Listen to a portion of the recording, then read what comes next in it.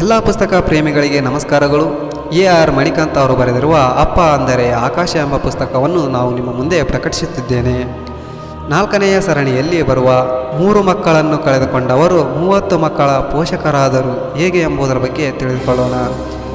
ಮಕ್ಕಳು ಹಾಗೂ ಬಂಧುಗಳ ಸುನಾಮಿಗೆ ಸಿಕ್ಕಿ ಸತ್ತು ಹೋದ ನಂತರ ಬದುಕಿನ ಬಗ್ಗೆ, ಭವಿಷ್ಯದ ಬಗ್ಗೆ, ದೇವರ ಬಗ್ಗೆ ನಂಬಿಕೆಯೇ ಹೊರಟು ಹೋಗಿತ್ತು. ಅಂಥ ಸಂದರ್ಭದಲ್ಲೆಲ್ಲ ನಂಬಿಕೆ ಎಂಬ ಸಂಸ್ಥೆ ಆರಂಭಿಸಿದ ಪರಮೇಶ್ವರನ್ ಚೂಡಾಮಣಿ ದಂಪತಿ ಅನಾಥ ಮಕ್ಕಳ ಪೋಷಕರಾಗಲು ನಿರ್ಧರಿಸಿದರು. ಇಂತಹ ಇವರ ಒಂದು ಯಶೋಗಾಥೆಯನ್ನು ನಾವು ತಿಳಿದುಕೊಳ್ಳೋಣ. ಈ ದಂಪತಿಯ ಹೆಸರು ಕೆ. ಪರಮೇಶ್ವರನ್ ಚೂಡಾಮಣಿ. ತಮಿಳುನಾಡಿನ ನಾಗಪಟ್ಟಣದಲ್ಲಿ ನಿವಾಸಿಯಾಗಿರುವ 2004ರಲ್ಲಿ ಸುನಾಮಿ ದುರಂತದಲ್ಲಿ ತಮ್ಮ 3 ಮಕ್ಕಳು ಹಾಗೂ 7 ಬಂಧುಗಳನ್ನು ಕಳೆದುಕೊಂಡರು. ನಂತರ ಅದೇ ಸುನಾಮಿ ದುರಂತದಲ್ಲಿ ಅನಾಥರಾದ 30 ಮಕ್ಕಳನ್ನು ಕರೆತಂದು ಅವರನ್ನು ಸ್ವಂತ ಮಕ್ಕಳಿಗಿಂತ ಹೆಚ್ಚು ಪ್ರೀತಿಯಿಂದ ಸಾಕಿದರು ಹಾಗೂ ಸಾಕುತ್ತಿದ್ದಾರೆ. ಇದನ್ನು ಗಮನಿಸಿದ CNN IBN ಚಾನಲ್ 2012ರ ಸಾಲಿನ ರಿಯಲ್ ಹೀರೋಸ್ ಪ್ರಶಸ್ತಿ ನೀಡಿ ಈ ದಂಪತಿಯನ್ನು ಗೌರವಿಸಿದೆ. ಇಂಟರ್ನೆಟ್ನಲ್ಲಿ ಹೀಗೆಂದು ಸುದ್ದಿ ಕಾಣಿಸಿದಾಗ ಕಣ್ತುಂಬ ಬಂತು. ಕರುಳು ತಾಕುವಂತಹ ಮಹತ್ ಕಾರ್ಯ ಮಾಡಿದ್ದಕ್ಕೆ ಪರಮೇಶ್ವರನ್ ಮತ್ತು ಚೂಡಾಮಣಿ ದಂಪತಿಗೆ ಅಭಿನಂದನೆ ಹೇಳಬೇಕು ಅನಿಸಿತು. ಇಂಟರ್ನೆಟ್ ನೆರವಿನಿಂದಲೇ ಫೋನ್ ನಂಬರ್ ಪತ್ತೆ ಹಚ್ಚಿ, ಹಲೋ ಸರ್, ನಮಸ್ತೆ, ಐ ಆಮ್ ಫ್ರಮ್ ಬೆಂಗಳೂರು ಅನ್ನುತ್ತಿದ್ದಂತೆಯೇ ಅವರ ತುದಿಯಲ್ಲಿದ್ದ ಪರಮೇಶ್ವರನ್ ಹೇಳಿದರು, ಬೆಂಗಳೂರಿಂದನಾ? ಗ್ರೇಟ್, ನಮ್ಮ ಮಾತೃಭಾಷೆ ಕನ್ನಡ, ಆದರೆ ನಾವು ಸೆಟಲ್ ಆಗಿರೋದು ನಾಗಪಟ್ಟಣದಲ್ಲಿ, ಹೀಗೆ ಕನ್ನಡದಲ್ಲೇ ಮಾತು ಮುಂದುವರಿಸೋಣ ಎಂದರು. 2 ನಿಮಿಷದಲ್ಲಿ ಉಭಯ ಕುಶಲೋಪರಿಚಯ ಮಾತು ಮುಗಿಯಿತು. ನಂತರ ತಮ್ಮ ಬದುಕಿನ ಕಥೆ ಹೇಳಲು ಶುರು ಮಾಡಿದರು ಪರಮೇಶ್ವರನ್ ಅವರು. ನಾಗಪಟ್ಟಣದಲ್ಲಿರುವ oil and natural gas corporation ಕಂಪನಿಯಲ್ಲಿ ನಾನು ಎಕ್ಸಿಕ್ಯೂಟಿವ್ ಇಂಜಿನಿಯರ್ ಆಗಿದ್ದೆ. ನನ್ನ ಪತ್ನಿ ಚೂಡಾಮಣಿಯವರು LICಯಲ್ಲಿ ಆಡಳಿತಾಧಿಕಾರಿ. 1991ರಲ್ಲಿ ನಮ್ಮ ಮದುವೆ ಆಯಿತು. ಅವತ್ತಿಂದ ನಾಗಪಟ್ಟಣದಲ್ಲೇ ಸೆಟಲ್ ಆದ್ವಿ. ಸಮುದ್ರದಿಂದ ಬರೀ ಅರ್ಧ ಕಿಲೋಮೀಟರ್ನಷ್ಟೇ ದೂರದಲ್ಲಿ ನಮ್ಮ ಮನೆ ಇತ್ತು. 2004ರಲ್ಲಿ ನಮಗೆ 12 ಹಾಗೂ 9 ವರ್ಷದ ರಕ್ಷಣ್ಯ, ಕಾರುಣ್ಯ ಎಂಬ ಹೆಣ್ಣು ಮಕ್ಕಳು, ಕಿರಿಬಾಸನ್ ಎಂಬ 5 ವರ್ಷದ ಮಗನಿದ್ದರು. ಅನುಮಾನವೇ ಬೇಡ, ನಮ್ಮ ಸಂಸಾರ ಆನಂದ ಸಾಗರದಂತೆ ಇತ್ತು. ಆ ಕರಾಳ ದಿನದ ನೆನಪು ಕಣ್ಣಿಗೆ ಕಟ್ಟುತ್ತಿದೆ. ಅವತ್ತು 2004 ಡಿಸೆಂಬರ್ 26ರಂದು ಭಾನುವಾರ. ವಿಶೇಷ ಏನೆಂದರೆ ಅದು ನನ್ನ ಹುಟ್ಟುಹಬ್ಬದ ದಿನವಾಗಿತ್ತು. ಕ್ರಿಸ್ಮಸ್ ರಜೆ ಇತ್ತಲ್ಲ, ಅದೇ ಕಾರಣಕ್ಕೆ ಹೆಂಡತಿಯ ಬಂಧುಗಳು ಕರ್ನಾಟಕದ ತರೀಕೆರೆಯಿಂದ ಬಂದಿದ್ದರು. ಅದುವರೆಗೂ ಸಮುದ್ರವನ್ನೇ ನೋಡಿಲ್ಲದ ಅವರಿಗೆ ಮನೆಗೆ ತುಂಬ ಹತ್ತಿರವೇ ಇದೆ. ಸಮುದ್ರವನ್ನು ಕಂಡು ಖುಷಿಯಾಗಿತ್ತು, ರೋಮಾಂಚನವಾಗಿತ್ತು. ಇಂದಿನ ದಿನ ರಾತ್ರಿ ಬಂಧುಗಳೊಂದಿಗೆ ತುಂಬ ಹೊತ್ತು ಮಾತಾಡುತ್ತಾ ಕಳೆದಿದ್ದರಿಂದ 6 ಗಂಟೆಯವರೆಗೂ ನಾನು ಮಲಗೇ ಇದ್ದೆ. ಅದೇ ವೇಳೆಗೆ ಅಲ್ಲಿಗೆ ಬಂದ ನನ್ನ ಮಗ ಕಿರಿಬಾಸನ್ ಡ್ಯಾಡಿ ಎಂದು ಕರೆದು ನನ್ನ ಕಣ್ತೆರೆದ ತಕ್ಷಣ ಹ್ಯಾಪಿ ಬರ್ತ್ಡೇ ಟು ಯು ಎಂದಂತೆ ಕೊರಳಿಗೆ ಜೋತು ಬಿದ್ದು 10 ನಿಮಿಷದ ನಂತರ ಕಾಫಿಯೊಂದಿಗೆ ಬಂದ ದೊಡ್ಡ ಮಗಳು daddy many happy returns of the day ಅಂದಳು. ಅದೇ ವೇಳೆಗೆ ಹೊಸ ಬಟ್ಟೆಯ ಗಿಫ್ಟ್ನೊಂದಿಗೆ ಬಂದ 2ನೇ ಮಗಳು ಹ್ಯಾಪಿ ಬರ್ತ್ಡೇ ಟು ಯು ಎಂದು 3 ಬಾರಿ ರಾಗವಾಗಿ ಹೇಳಿದಳು. ಮಕ್ಕಳ ಈ ಸಡಗರ ಕಂಡು ನನಗೆ 40 ವರ್ಷ ಆಗಿದ್ದೆ ಎಂಬುದೇ ಮರೆತು ಹೋಯಿತು. ಬೀಚಿಗೆ ಹೋಗಿ ಆಟ ಆಡಿ ಬರೋಣ ಅಂದೆ. ಮಕ್ಕಳು 2 ನಿಮಿಷದಲ್ಲಿ ತಯಾರಾದರು. ಬಂಧುಗಳು ಹೊರಟು ನಿಂತರು. ತಿಂಡಿ ಮಾಡುವ ಗಡಿಬೇಡಿಯಲ್ಲಿದ್ದ ಹೆಂಡತಿಗೆ ಹೇಳಿ ಹೋದ್ವಿ. ಆ ವಿಶಾಲ ಸಮುದ್ರ, ಉಪ್ಪುಪ್ಪು ನೀರು, ಹಾಲ್ನೊರೆಯಂಥ ಅಲೆಗಳನ್ನು ನೋಡಿ ಬಂಧುಗಳು ಮೈಮರೆತರು. ಮಕ್ಕಳು ಪ್ಲೇಟ್ ಕ್ಯಾಚ್ ಹಿಡಿಯುವ ಆಟಕ್ಕೆ ನಿಂತರು. ಆ ಹೊತ್ತಿನಲ್ಲಿ ನಮ್ಮಂಥ ಸಾವಿರಾರು ಮಂದಿ ಅಲ್ಲಿ ಆಟದಲ್ಲಿ ಮೈಮರೆತಿದ್ದರು. ಹೀಗೆ ಅರ್ಧ ಗಂಟೆ ಕಳೆದಿತ್ತು. ಆಗಲೇ ಭಾರೀ ಸದ್ದು ಕೇಳಿಸಿತ್ತು. ಗಾಬರಿಯಿಂದ ಏನಿದು ಎಂದು ನೋಡಿದರೆ ರಾಕ್ಷಸ ಗಾತ್ರದ ಅಲೆಗಳು ನುಗ್ಗಿ ಬರುತ್ತಿದ್ದವು. ಆ ಸುದ್ದಿಗೆ ಬೆದರಿನ ನನ್ನ ಮಗ ಕಿರಿಬಾಸನ್ ಡ್ಯಾಡಿ ಎಂದು ಕೀರ್ಚುತ್ತಾ ಕೈ ಹಿಡಿದುಕೊಂಡು ಉಳಿದ ಮಕ್ಕಳ ಬಂಧುಗಳು ಎಲ್ಲಿದ್ದಾರೆ ಎಂದು ನೋಡಲು ಅತ್ತ ತಿರುಗುವಷ್ಟರಲ್ಲೇ ನುಗ್ಗಿ ಬಂದ ಅಲೆಯೊಂದು ಎತ್ತಿ ಎಸೆಯಿತು.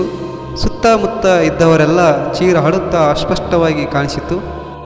ಕಣ್ತೆರೆದಾಗ ಸುನಾಮಿಯ ರುದ್ರನರ್ತನ ಮುಗಿದಿತ್ತು.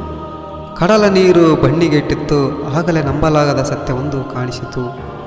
ಸುನಾಮಿ ಅಪ್ಪಳಿಸಿದಾಗ ಅದು ಹೇಗೋ ತಾಳೆ ಮರದ ರಂಬೆಯೊಂದನ್ನು ಹಿಡಿದುಕೊಂಡು ನಾನು ಬದುಕುಳಿದಿದ್ದೆ.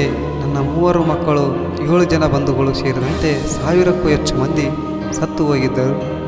ಆ ಆಘಾತದಿಂದ ತತ್ತರಿಸಿ ಹೋದ ನನ್ನ ಹೆಂಡತಿ ಶಾಕಿಗೆ ಒಳಗಾದಳು. ಪೂರ್ತಿ 2 ದಿನ ಮಾತಿಲ್ಲದೆ ಒಂದೇ ಜಾಗದಲ್ಲಿ ಕುಳಿತು ಬಿಟ್ಟಿದ್ದಳು. ಆ ಸಂದರ್ಭದಲ್ಲಿ ನಾನು ಸಂಕಟದಿಂದ ಗೋಳಾಡಿದೆ, ಹಣೆ ಚಚ್ಚಿಕೊಂಡೆ, ದೇವರನ್ನು ಪ್ರಾರ್ಥಿಸಿದೆ, ಪೂಜಿಸಿದೆ, ಬೈದೆ. ಏನು ಮಾಡಿದರೂ ಕಳೆದು ಹೋದವರು ಮರಳಿ ಬರುವುದಿಲ್ಲ ಎಂಬುದು ಗ್ಯಾರಂಟಿಯಾದಾಗ 3 ದಿನಗಳ ನಂತರ ಹೆಂಡತಿಯೊಂದಿಗೆ ಬೀಚಿಗೆ ಹೋದೆ. ಅಲ್ಲಿಗೆ ನಮ್ಮಂತೆಯೇ ಸಾವಿರಾರು ಜನ ಬಂದಿದ್ದರು. ಎಲ್ಲರೂ ಮಕ್ಕಳು, ಬಂಧುಗಳನ್ನು ಕಳೆದುಕೊಂಡಿದ್ದವರೇ. ಯಾರಿಗೂ ಯಾರು ಸಮಾಧಾನ ಹೇಳುವ ಸ್ಥಿತಿಯಲ್ಲಿರಲಿಲ್ಲ. ತುಂಬ ಪ್ರಯಾಸದಿಂದಲೇ ಮಕ್ಕಳು ಹಾಗೂ ಬಂಧುಗಳ ಶವಗಳನ್ನು ಪತ್ತೆ ಹಚ್ಚಿದಂತಾಯಿತು. ಅದೇ ಬೀಚಿನಲ್ಲಿ ಗುಂಡಿ ತೋಡಿ ಮಣ್ಣು ಮಾಡಿದೆವು. ಅವತ್ತಿಗೆ ನಾವಿಬ್ಬರು ಭಾರೀ ಸಂಬಳದ ಹುದ್ದೆಯಲ್ಲಿದ್ದರೂ ಏನು ಉಪಯೋಗ? ಮಕ್ಕಳನ್ನು ಉಳಿಸಿಕೊಳ್ಳಲು ಸಾಧ್ಯವಾಗಿರಲಿಲ್ಲ. ಹೀಗೆ 2 ದಿನ ಕಳೆದಿರಲಿಲ್ಲ. ಆ ವೇಳೆಗೆ ಸ್ವಲ್ಪ ಚೇತರಿಸಿಕೊಂಡಿದ್ದ ನನ್ನ ಹೆಂಡತಿ ಹೇಳಿದಳು, ಕಣ್ಮುಚ್ಚಿದರೆ ಸಾಕು ಮಕ್ಕಳ ಚಿತ್ರವೇ ಕಾಣಿಸ್ತಿದೆ. ಕನಸಲ್ಲೂ ಅಷ್ಟೇ ಮಕ್ಕಳ ಪದೇ ಪದೇ ಅಮ್ಮ ಎಂದು ಚೀರಿದಂತಾಗುತ್ತಿದೆ. ಅವರು ಇರುವ ಜಾಗಕ್ಕೆ ನಾನು ಹೋಗಿ ಬಿಡ್ತೀನಿ, ಒಪ್ಪಿಗೆ ಕೊಡಿ ಪ್ಲೀಸ್ ಎಂದು ಹೇಳಿದರು. ನಿಜ ಹೇಳಬೇಕಂದ್ರೆ ಮಕ್ಕಳು ತೀರಿ ಹೋದ ಸುದ್ದಿ ಕೇಳಿದಾಗ ನಾನೇ ಆತ್ಮಹತ್ಯೆ ಮಾಡಿಕೊಳ್ಳಲು ಯೋಚಿಸಿದ್ದೆ. ಆದರೆ ಹೆಂಡತಿಯ ನೆಪವಾಗಿ ಸುಮ್ಮನಾಗಿದ್ದೆ. ಈಗ ಅವಳೇ ವಿಷಯವನ್ನು ಪ್ರಸ್ತಾಪಿಸುತ್ತಿದ್ದಾಳೆ. ಸರಿ, ಇಬ್ಬರು ಒಟ್ಟಿಗೆ ಸಾಯೋಣ ಅಂದೆ. ಅದಕ್ಕೂ ಮುಂಚೆ ನಾವು ಆಡಿ ಬೆಳೆದ ಪರಿಸರ, ನಮ್ಮ ಆಸೆ ಕನಸುಗಳನ್ನೆಲ್ಲ ನುಂಗಿ ಹಾಕಿದ ಸಮುದ್ರ ತೀರದಲ್ಲಿ ಕಡೆಯ ಬಾರಿ ಒಮ್ಮೆ ಸುತ್ತಾಡಿ ಬರಬೇಕು ಅನಿಸುತ್ತಿದೆ ಎಂದು ಹೆಂಡತಿಗೆ ಹೇಳಿದ. ಇದು ನಮ್ಮ ಬದುಕಿನ ಕೊನೆಯ ದಿನ, ಕಡೆಯದಾಗಿ ಹೊರಗೆ ಹೋಗಿ ಸುತ್ತಾಡಿ ಬರೋಣ, ಸಿದ್ಧಳಾಗು ಎಂದ. ಅವತ್ತು ಸಂಜೆ ನಾಗಪಟ್ಟಣ ಬೀದಿಗಳಲ್ಲಿ ನಾವು ಕಂಡಿದ್ದು ಘೋರ ದೃಶ್ಯ. ಮೀನುಗಾರರ ಮನೆಗಳ ಮುಂದೆ ಮಕ್ಕಳು ಅಳುತ್ತಾ ಕುಳಿತಿದ್ದವು.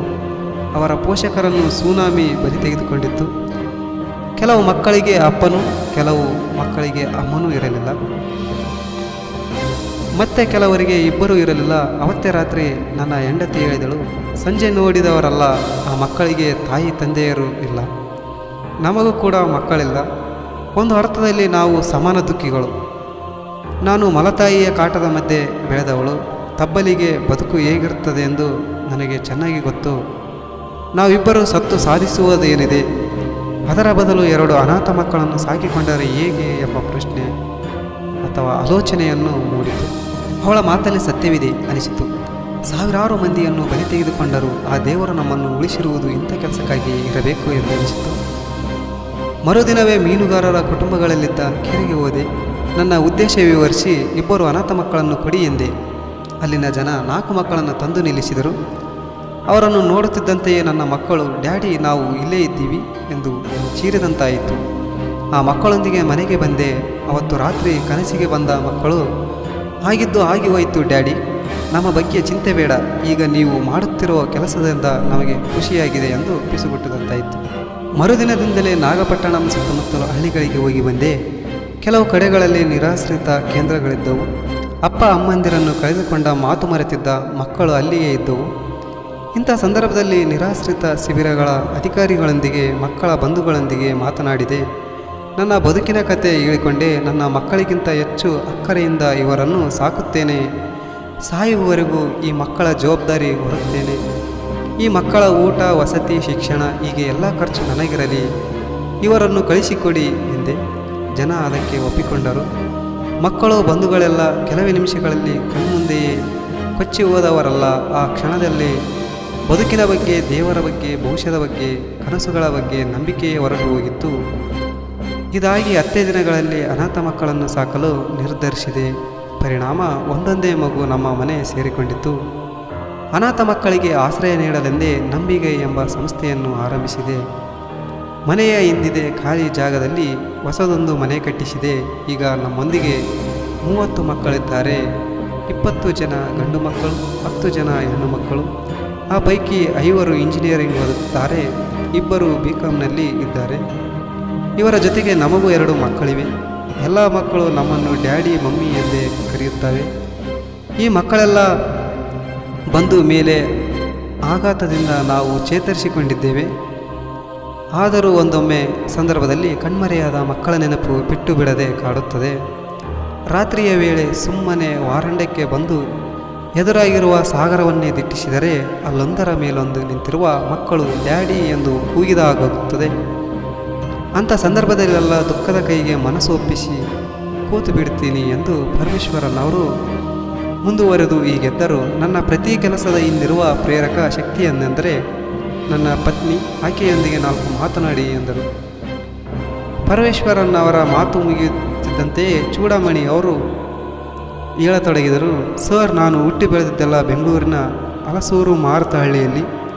ನಮ್ಮ ತಂದೆ HLLನಲ್ಲಿ ನೌಕರಿಯಲ್ಲಿದ್ದರು. ಜ್ಯೋತಿ ನಿವಾಸ ಕಾಲೇಜಿನಲ್ಲಿ ಡಿಗ್ರಿ ಮುಗಿಸಿದೆ. LICಯಲ್ಲಿ ಅಡ್ಮಿನಿಸ್ಟ್ರೇಟಿವ್ ಆಫೀಸರ್ ಆಗಿ ಕೆಲಸ ಸಿಕ್ತು. ರಾಣೆಬೆನ್ನೂರಿನಲ್ಲಿ ಕೆಲಸ ಮಾಡಿದೆ. ಮದುವೆಯಾದಾಗ ನಾಗಪಟ್ಟಣಕ್ಕೆ ಟ್ರಾನ್ಸ್ಫರ್ ಮಾಡಿಕೊಂಡೆ. ಮನೆಗೆ ತುಂಬ ಹತ್ತಿರದಿಂದಲೇ ಸಮುದ್ರ. ರಾತ್ರಿಯ ಹೊತ್ತು ಅಲೆಗಳ ಸದ್ದು ಜೋಗಳದ ಥರ ಕೇಳಿಸ್ತಾ ಇತ್ತು. ನಾವಿರುವ ಜಾಗ ಭೂಲೋಕದ ಸ್ವರ್ಗ ಅಂದುಕೊಂಡಿದ್ವಿ. ಗೆಳೆಯರು ಬಂಧುಗಳೊಂದಿಗೆ ಹಾಗೆ ಹೇಳಿಕೊಳ್ತಿದ್ವಿ. ಆದರೆ ಸ್ವರ್ಗದಂತಿದ್ದ ಜಾಗವೇ ನಮಗೆ ನರಕದ ದರ್ಶನ ಮಾಡಿಸಿಬಿಟ್ಟಿತು. ಇಷ್ಟಾದರೂ ನಾವು ಅದೇ ಮನೆಯಲ್ಲೇ ಇದ್ದೀವಿ. ಏಕೆ ಗೊತ್ತಾ? ಈ ಮನೆಯಲ್ಲಿ ನಮ್ಮ ಮಕ್ಕಳ ಹೆಜ್ಜೆ ಗುರುತಿದೆ, ಪಿಸು ಮಾತುಗಳಿವೆ, ಕನಸುಗಳಿವೆ. ಸಮುದ್ರದ ಅಲೆಗಳನ್ನು ನೋಡಿದಾಗಲೆಲ್ಲ ನಮ್ಮ ಮಕ್ಕಳಿಗೆ ತುಂಬ ಹತ್ತಿರದಿಂದಲೇ ಇದ್ದೀವಿ ಅನ್ನೋ ಭಾವ ಜೊತೆಯಾಗುತ್ತದೆ. ಸುನಾಮಿ ಬಂದ ದಿನ ನಾನು ಮನೆಯಲ್ಲಿದ್ದೆ. 6 ಅಡಿಯಷ್ಟು ಎತ್ತರದ ಅಲೆಗಳು ಮನೆಗೆ ಬಡಿದವು. ಭಯಂಕರವಾದ ಸಂದರ್ಭವೊಂದು ಪ್ರತ್ಯಕ್ಷವಾಗಿ ನೋಡಿಬಿಟ್ಟಿದ್ದೀನಿ. ಹಾಗಾಗಿ ಈಗ ಸಮುದ್ರದ ಬಗೆಯಾಗಲಿ ಸುನಾಮಿಯ ಬಗೆಯಾಗಲಿ ಹೆದರಿಕೆ ಆಗುವುದಿಲ್ಲ.